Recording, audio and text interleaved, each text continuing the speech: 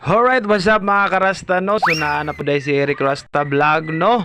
So karong adlaw na mga karasta, so Sabat day di karong adlaw mga karasta no? So magpagupit dahil si tatay mga karasta no? So ni-request siya siyang gupit mga karasta kay bisag gahapon raang Valentine's Day mga karasta. So karon pa jud siya naka-prepare og pagwapo, pero pwede ra gyapon na mga karasta kay araw-araw Valentine's Day man basta na partner. Ipares ako na bisag isa wa gyud duha kay wag partner. Kilala ko ang kalispis mo. Alright, what's up mga karasta no? So thank you sa inyong pag-watching. Unta mga karasta, kung ano ninyo ang video karong adlaw mga karasta no? Thank you sa mga nagsuporta dahil kay Eric Rasta Vlog. Alright, so direta padayon ta sa atong mga jamming mga karasta no? So si Tatay Eliseo din mga karasta no? Si Tatay Eliseo Maglinawan. So nagpagwapo din siya karong adlaw mga karasta kay nado siya tagag flower.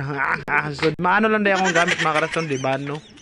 So gunting-gunting lang sa mga karasta, i-try na to ang gunting or makapagwapo ba ni katatay Eliseo mga karasta ang gunting no.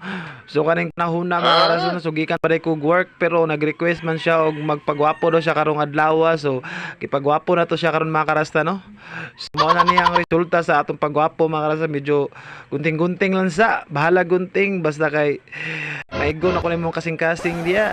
Maigugma ra kag pinakalit sa ko. Hey, so mao na niyang result mga karasta no. So medyo ni bata na yun siya mga karasta no. Yang edad ay mga karasta kay 78 mga karasta no. So ni baba yang edad ni ambak og mga 55 yata mga karasta.